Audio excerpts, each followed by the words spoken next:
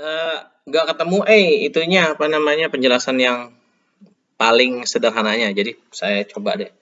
Jadi ada satu lagi fenomena, arus di dekat pantai itu, namanya rip current, yaitu adalah arus yang arahnya tegak lurus pantai ke arah laut lepas. Jadi dia membentuk suatu jalur yang bentuknya seperti ini, seperti di ilustrasi ini jarang ya. Jadi dia, apa namanya, eee arusnya itu biasanya nggak kelihatan dan apa namanya, berbahaya bagi para perenang. Mungkin buat kita orang di teknik, buat engineering nggak terlampau ngaruh, tapi kalau kita mau mendesain misalnya sebuah resort buat ya tadi, buat, tempat wisata itu ngaruh. Kenapa? Ini bahaya nih. Datanya di Amerika sih ya, orang yang meninggal akibat rip current ini setahunnya bisa di atas, bisa nyampe seratusan katanya. Nah, harus dicek lagi sih datanya, tapi itu yang saya baca terakhir. Kalau di Indonesia saya nggak tahu. Rip current ini adanya di mana sih contohnya? Contohnya tuh kayak misalnya di pantai selatan. Kita pasti sering ngedengar, yang kalian pasti sering itu adalah ke pantai selatan jangan pakai baju hijau. Ya jangan yang itunya yang dipikirkannya ya. Nah, jadi seringkali orang udah ada kan jangan berenang di pantai selatan. Kenapa? Karena selain ombaknya besar, juga terutama karena ada fenomena-fenomena ini nih. Terus selain ada rip current, di pantai selatan itu juga salah satu fitur dari morfologis dari si pantainya itu adalah di bawah di dasar lautnya tuh ada kayak jeglukan gitu apa sih namanya? Legokan gitu, ada legok yang kadangkala tertutup pasir, terambil lagi. Jadi kalau misalnya ada yang terseret dan tenggelam, ya ada kemungkinan dia apa namanya? Tenggelam terus masuk ke legokan itu karena apa namanya, ada arus yang turun naik juga dari bawah ke atas dan dari atas ke bawah, sehingga mungkin mungkin ada di daerah legokan itu.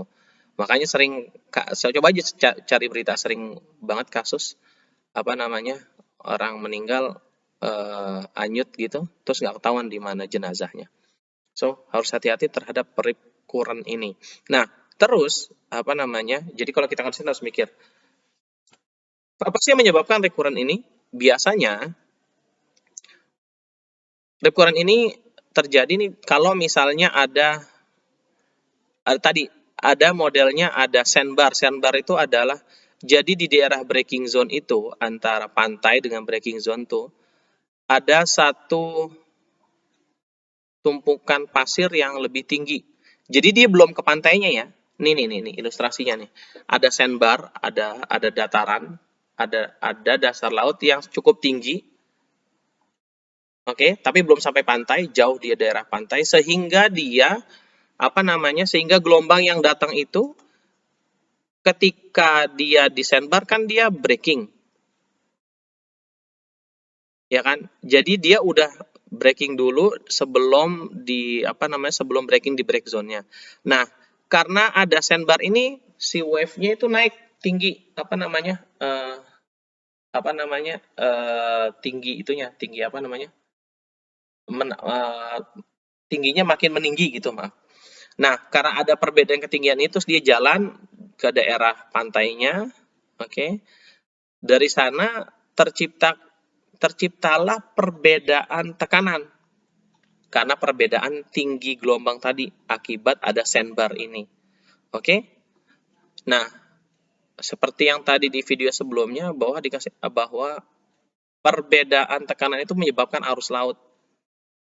Perbedaan tekanan yang terjadi akibat ada sandbar dan di daerah pantai ini menyebabkan adanya arus yang mengalir dari pantai ke daerah laut lepas gitu. Dan biasanya dia apa namanya terjadi ya tadi akibat dari resultan dari gelombang-gelombang yang bekerja di sekitarnya gitu. So hati-hati kalau berenang lihat apakah daerahnya bisa terjadi rip current atau enggak. Coba deh cek di YouTube banyak banget kasusnya. Teman-teman pelajari lebih lanjut. Oke. Yang paling penting buat kita lagi adalah berikutnya. Sebagai seorang pilot engineer, kita harus tahu ya tadi apa aja arus yang ada di sana. Maka kita harus biasanya melakukan survei. Apa sih tujuan kita melakukan survei itu? Yang pertama adalah untuk mengetahui pola arus di lokasi pengukurannya. Ngaruh banget nih kalau kita sebagai port engineer, lokasi dermaga kita ngadep kemana, selain orientasi ya, terus berapa dalamnya. Nanti juga ke depannya kita akan mikir buat kalau misalnya dredging, reclamation, itu ngasih tahu, itu tergantung pola arusnya.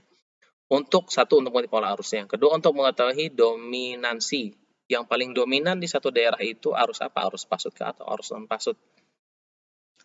Berikutnya sebagai data dasar untuk menganalisa kondisi existing. Jadi kita tahu nih kondisi existing di sana gimana. Keperluan engineering, kelayakan perairan untuk budidaya, misalnya mau bikin tambak, misalnya mau bikin aquaculture tadi, atau mau bikin misalnya tadi saya bilang resort buat tempat pariwisata dan lain-lain hal.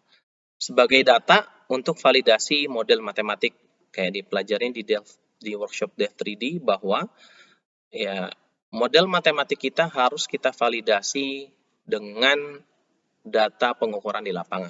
Oke.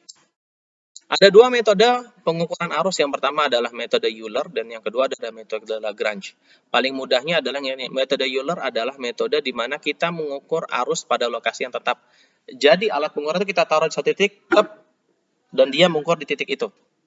Sementara kalau metode Lagrange adalah alat pengukur arus kita taruh di laut dan dia mengikuti kemana arus itu bergerak. Jadi dia ikut kebayang pelampung ditaruh di laut terus dia bergerak, kurang lebih seperti itu. Untuk metode Euler, biasanya kita menggunakan kurun meter, tapi kurun meternya biasanya dibagi menjadi dua, pakai sensor mekanik ataupun sensor non-mekanik. Kalau sensor mekanik, arus ngegerakin satu motor, propeller biasanya, dari propeller itu diukur berapa kecepatannya, paling as simple as that. Kalau yang non-mekanik, biasanya ada satu alat yang menembakkan apakah itu gelombang elektromagnetik atau gelombang suara ke satu titik, nanti dia ngukur titik itu kemana titik bergerak, dia ukur jarak bagi waktu ketemu kecepatannya. Ini yang paling sering dipakai kalau mekanik, Valaport itu nama brand, bentuknya seperti ini, kayak rudal, dia punya propeller di belakangnya, dia punya pointy, dia punya ujungnya yang pointy, nanti dia arus yang lewat itu akan memutar propellernya, terus dia juga akan bergerak ujungnya sesuai dengan arah arusnya, terus kita ukur. Oke. Ini non-mekanik, ada 3, ada akustik current meter, ada elektromagnetic current meter, ada akustik Doppler current meter. Yang paling sering dipakai, yang pernah saya pakai, dan yang sedikit paling sering deh, itu ADCM nih, akustik Doppler current meter, ADCM, ADCP sama lah.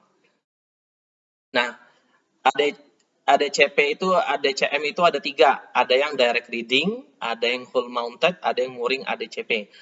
Direct reading itu biasanya direct reading itu maksudnya dia nggak permanen ditaruh di kapal, dia dibawa, disangkutin di kapal, terus nyambung ke komputer diukur. Ada yang emang di kapalnya udah dipasang secara permanen. Ada yang mooring, jadi ADCP-nya ditaruh di laut. Ini kayak gini nih, gambar yang ini nih, di laut, ditaruh, ya udah terus diukur. Apa sih cara kerja ADCP? ADCP adalah dia mentransmisikan gelombang suara dengan pola menyebar ke kolom air di atasnya. Lalu yang dia ukur adalah dia ukur tadi, dia tembakan satu partikel di laut. Partikel itu macam-macam ya, pokoknya macam-macam deh. Jadi walaupun airnya jernih pasti ada partikelnya. Lalu partikel di dalam air itu dianalisa berdasarkan pergeseran frekuensi menurut teori Doppler. Oke? Jadi yang diukur adalah kecepatan partikel di dalam air. Perbedaan, apa sih bedanya antara current meter dan ADCP? Biasanya sebelum di sana kita lihat bahwa biasanya kita ketika mengukur arus di laut itu kita bagi beberapa layer dia, beberapa lapisan. Seperti yang teman-teman lihat di video sebelumnya bahwa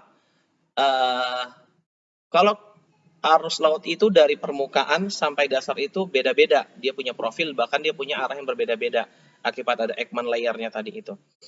Jadi, maka biasanya pengukuran itu kita bagi berapa layer. Misalnya 20 meter kita bagi menjadi 4 lapisan. Jadi yang diukur itu adalah lapisan pertama.